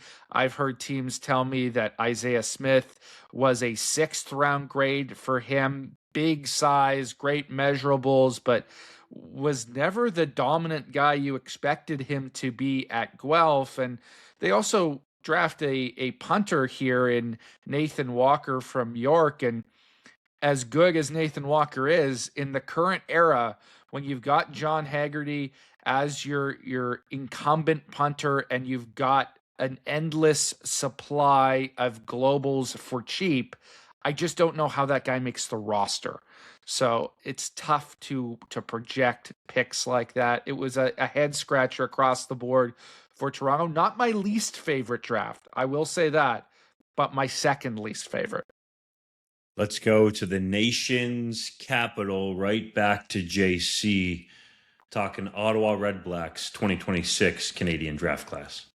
This was a very solid draft in my mind. It wasn't a ton of home run hits, as it were, but a lot of singles and doubles. There is no misses in my mind on this draft class, and the Ottawa Redblacks got better as a result. As Hodge has alluded to already, Gio Vaquero at number 1 overall. Is he the best player available in this year's CFL draft? Probably not, but he was in the top handful of guys who could come into camp right away. He clearly fits a need. Spoiler alert, while we were recording this podcast, Peter Godber announced his retirement, so Gio Vaquero is about to probably slot in as their starting center, so that's an excellent selection. He's somebody who I've greatly admired the tape of since his time as the JP Metris Trophy winner at the University of Manitoba. They got another quality offensive lineman in Alessandro Diouf from the University of Montreal, who, if he was a little bit bigger, I think would have gone much higher in the draft. So that is quality depth there. Emeric Boutin, they draft with the 13th overall pick that they got in that trade with the Winnipeg Blue Bombers when they went up to get Dante Daniels. I think Emeric Boutin is the better tight end. He's certainly going to be a better receiving weapon for you, and very akin in my mind to Patrick Lavoie, who in the Redblacks' heyday of winning Grey Cups was an impactful piece of that offense. You've got Lavoie 2.0 and Emeric Boutin, and you got an extra second-round pick next year for your troubles. That is some savvy dealing from the Redblacks. Charlie Parks, Ben Dobson's, Josh Connors, all of those guys are going to be impactful on special teams. In my mind, Josh Connors, I think, was one of the most underrated players in the entire draft. And, if it weren't for some injuries and the fact that he was forced to sit out a year while transferring from Saint FX to Laurier, probably somebody who climbs a little higher. And then maybe the best overall futures selection in Rene Conga. Yeah, you might not see him in the CFL. He's got major guaranteed money from the Miami Dolphins. He's a guy that has huge athletic potential and may stick long term in the NFL. But a local kid from Ottawa, you just had success bringing one of those guys in Luiji Vilain.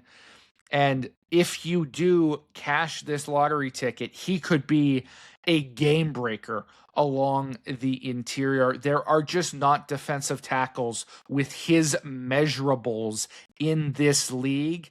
I loved that selection where the Redblacks took him. Correction, the Ottawa Redblacks have won 1 Grey Cup. You said heyday winning Grey Cups. 1 Grey Cup when they were going to Grey Cups. How about that, Dunk? Fair. Just fact checking you, that's all.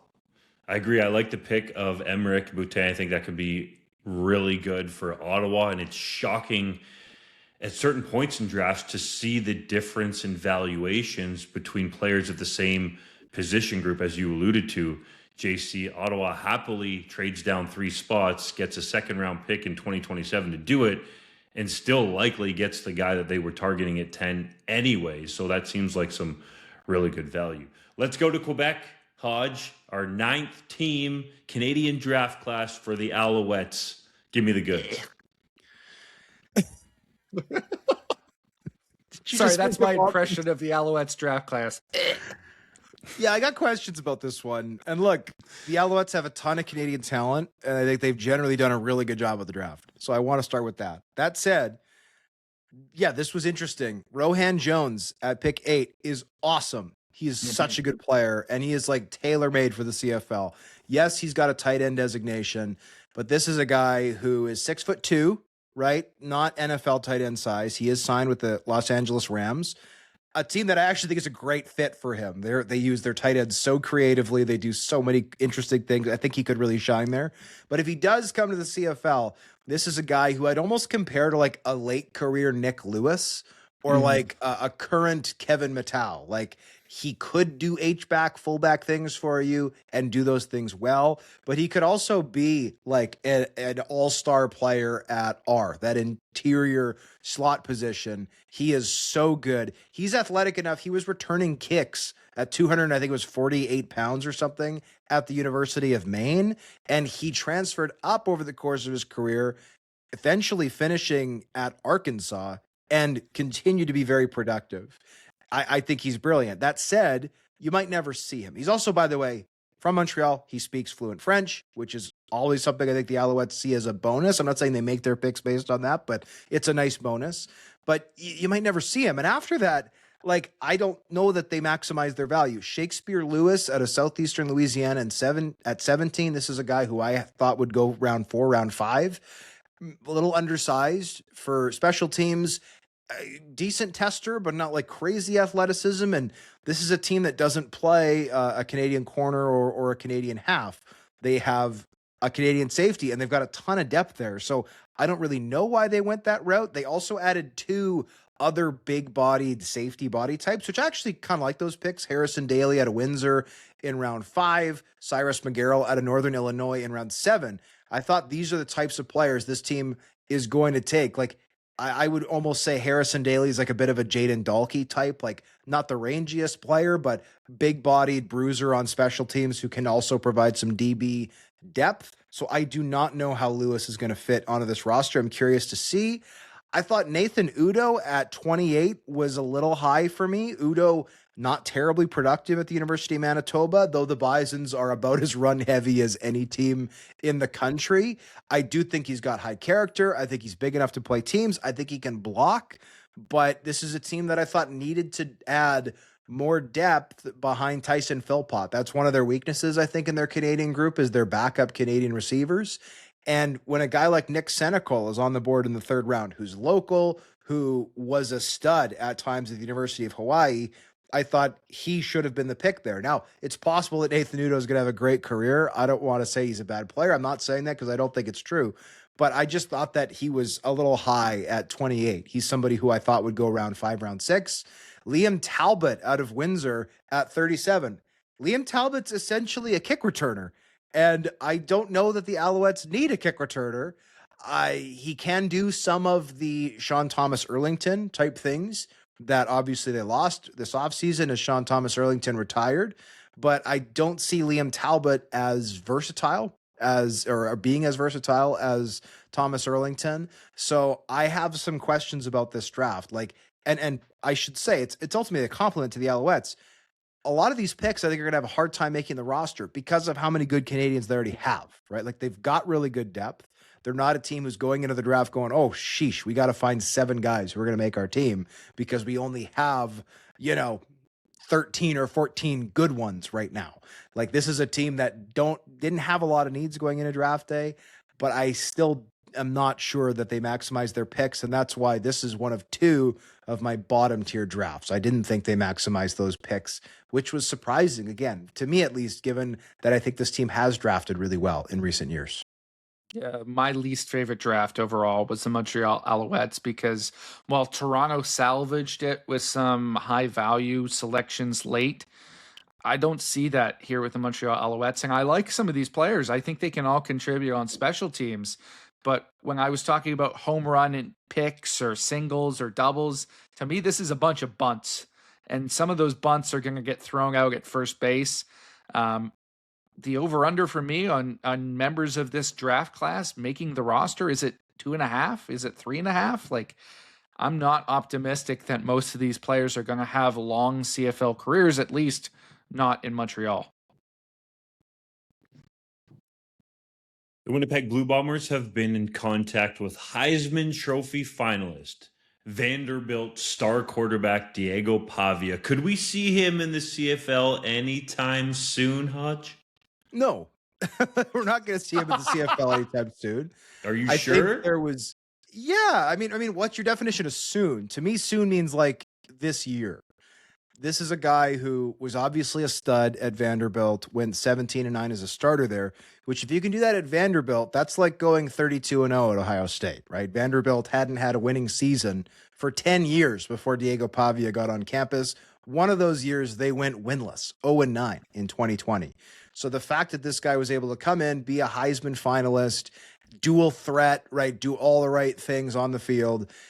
I mean, you got to love the game. And speaking to Kyle Walters in the scrum yesterday, the virtual scrum, at least over Zoom, I thought that he was very illustrative of how they view Pavia, right? They see him as a super exciting prospect. He did not go as far as some folks. I know, for instance, Ben DiNucci, former NFL and XFL quarterback, who's now an analyst for CBS, said that Pavia could have a Doug Flutie type career in the CFL.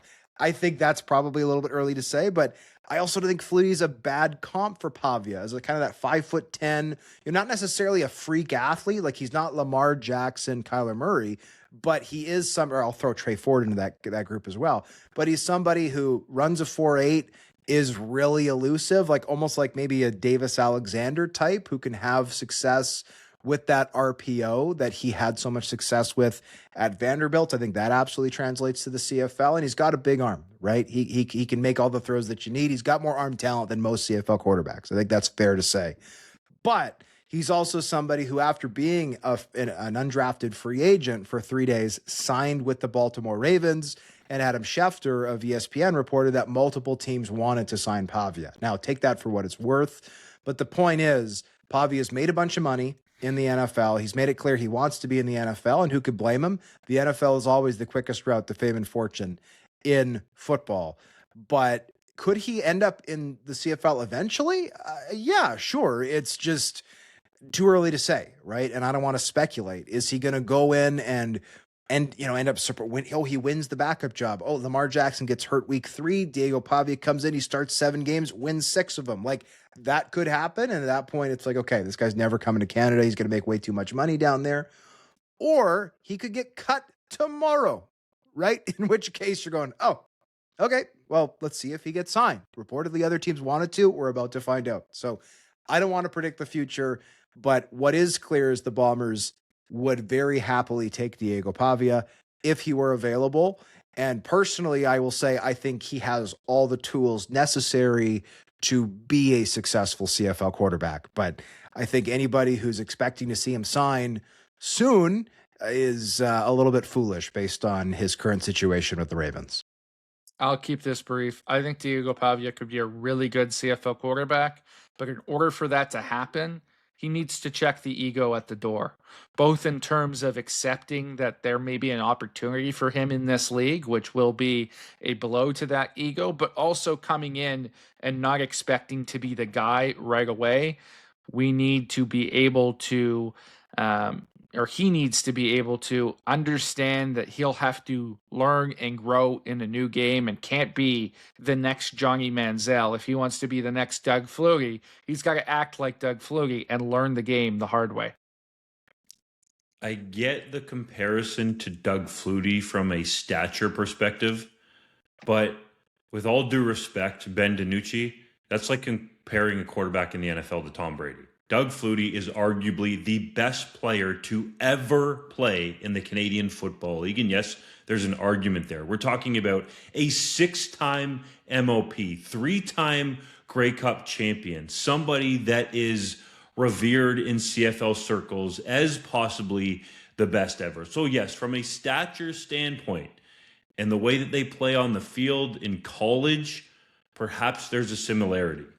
But if Diego Pavia is going to potentially have success in professional football, and if that happens to be in the Canadian Football League, as you said, both of you, I believe, he's got to check his ego at the door and realize that there is some legitimate talent in the Canadian Football League across all of the rosters. So that would be a real key for me. I think from a star perspective, it would be great for the CFL to have Diego Pavia playing in their league at whatever point that might happen, but he's going to actually have to show that he can get it done on the field. Now, he has done that essentially every step of the way in the NCAA, and he does have a bunch of money in his pocket from NIL. That said, he would need to prove himself if he ever did come up to the Canadian Football League. Let's get to JC's random neg lister. Sorry, Hodge. I was just going to say, he has a little bit less money in his pocket if you watch some of the videos of him celebrating his signing on Twitter, but I'll leave it at that. That money is somewhere else that we're not going to describe in detail on the pod.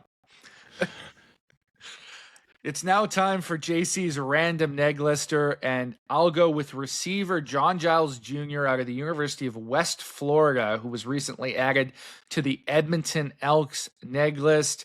6'3", 219 pounds, 34-inch arms. This guy is a matchup nightmare on the outside, and despite his small school pedigree, he's just coming off of 2 years on the New England Patriots practice roster. I think there is CFL upside for this guy if he comes north. He was a Division II All-American at West Florida. Caught 66 passes for 1,255 yards and 16 touchdowns in his final collegiate season. He would have gone to Marshall, guys, but unfortunately academic issues made him go to Fort Scott Community College first and then Virginia Union. He ends up at West Florida. It still lands him in the NFL, and I think he is a matchup nightmare on the outside that Cody Fajardo could just close the eyes and throw the ball up to if he wanted to. Let's go to Hodge's heritage moment. On this day in 2020, the Calgary Stampeders agreed to a trade that sent first overall pick in the CFL draft to the BC Lions. The selection was used moments later to secure the rights to linebacker Jordan Williams out of East Carolina, the consensus top prospect available. The Baltimore native, who garnered Canadian status through his Toronto-born mother, was named the league's most outstanding rookie in 2021, but retired in the spring of 2024 after just 3 seasons in the league. JC, you covered the Lions during this tenure. What do you most remember about the Jordan Williams era? Well, what I most remember is that draft. The BC Lions got Jordan Williams at number 1, which was a fantastic selection, a most outstanding rookie. And their second round pick that year, Nathan Rourke. Not a bad haul in a CFL draft class. Let's go to the 3-minute drill and keep it tight, fellas. JC, looking at you, bro. I've never kept it tight in my life. Keep it tight. The Calgary Stampeders unveiled new uniforms for the 2026 CFL season. Hot or not, Hodge? I'm going to sit on the fence here. I think they're a downgrade from the previous unis, but I don't think they're not. I think they're fine. Paul McCallum revealed he would have stayed in Saskatchewan longer if it weren't for one person. Bum, bum, bum. Who was it? Well, he didn't say, but it's Roy Shivers. It's Roy Shivers, guys. Like, that much is obvious. We know their history. That's who he was referring to. 9 quarterbacks have been selected for the CFL's U Sports QB internship program. Which one are you most excited for? It's Tristan Aboud, and yes, he has spent his collegiate career at the University of Guelph, but I am extremely, and you guys know this, hard on Griffin's prospects in terms of them coming out in the CFL draft or getting to the NFL. Aboud has a lot of skills and upside as a passer, but he's got to go out and have a big season to garner legitimate professional interest on either side of the border. The Calgary Stampeders have announced that backup quarterback PJ Walker is stepping away from professional football. Where will the Stamps go at number 2 behind Vernon Adams Jr. with Walker walking away? Oh, to me, they need to make an addition here. They've had Josh Love in that program for a while, but if I'm the Stampeders, I am calling McLeod Bethel Thompson right now. The Saskatchewan Roughriders signed Thor Griffith, who was a featuree on JC's Random Neglister segment. How good could he be in Riderville? I think he could be really special on the interior. This guy is bull strong, He's going to be a great addition to that defensive line in training camp. The Ottawa Redblacks signed Canadian edge rusher Luiji Vilain after acquiring his rights via trade from the Toronto Argonauts. Is that a big deal? It is. This guy could be a difference maker in terms of being a legitimate Canadian that can get after the quarterback. And it's not like he needed to play football. He made, I believe, over $1 million in the NFL. So the fact that he wants to continue doing it and is going to do it in his hometown, I think is a great story. The Ottawa Redblacks went over the 2025 CFL salary cap, which was set at a little bit over $6 million by $18,002. Did that surprise you? Yes, because they weren't good. I know it's not a lot of money, but they won 4 games. You got to stay under the cap. Longtime CFL special team standouts Jorgen Huss and Nigel Romick have retired from the CFL. Did that surprise you? Logically, no. Both of these guys were getting up there in age and at their end of their careers, but there was a part of me that expected to be covering the CFL in 2037 and still seeing Nigel Romick running down on kickoff for the Ottawa Redblacks. So yes, there was part of me that was still surprised. Former All-CFL defensive tackle Jalen Hutchings has been waived by the Minnesota Vikings with an injury designation. Do you expect to see him back in Calgary or anywhere else in the CFL anytime soon? I wouldn't say soon. I think there's a chance, and I stress a chance, that if he's healed up, he could go back to the Vikings or have other NFL interests. So keep it locked to 3DownNation.com for the latest. 3-time CFL award winner Adam Bighill, the star linebacker, signed a 1-day contract to retire with the Winnipeg Blue Bombers. How will you remember his career? Oh, he's just a stud. Like Adam Bighill, unbelievable player, and someone who, after games, couldn't be more of a straight shooter. If the team played great, he would say that. And if the defense was terrible, he would say that. He'd answer every question. Consummate professional, stud player. Can't say enough good things. He deserves to be not just a Hall of Famer, but a first ballot Hall of Famer. 3 Canadian draft prospects tested positive for banned substances at combine events. Did that cost any of them being drafted? It did not. The players were Cameron Michaud and Madi Hazim, the 2 Canadians, and then global defensive lineman Jack Lowe. I would be surprised if any CFL teams had draftable grades on any of these 3 guys before this came to light. I don't think they'll be picked next year when they're eligible either. Canadians Rob Bagg, Dan Clark, and Paul McCallum will be inducted into the Riders Plaza of Honor as the 2026 class. All of them are former teammates. How cool is that? That's pretty unique, and I want to highlight Rob Bagg, who went from undrafted to starring with the Riders out of Queen's University.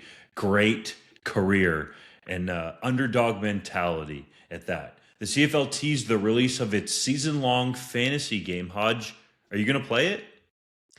I think so, and I think we're starting a 3-down league. So, hey, maybe we'll play out alongside you two. That does it for this episode of the 3DownNation podcast. Good to have the fellas back together. Make sure, if you have not yet subscribed to the newsletter, please do so. We've updated it. It looks so fresh and so clean, just like the website.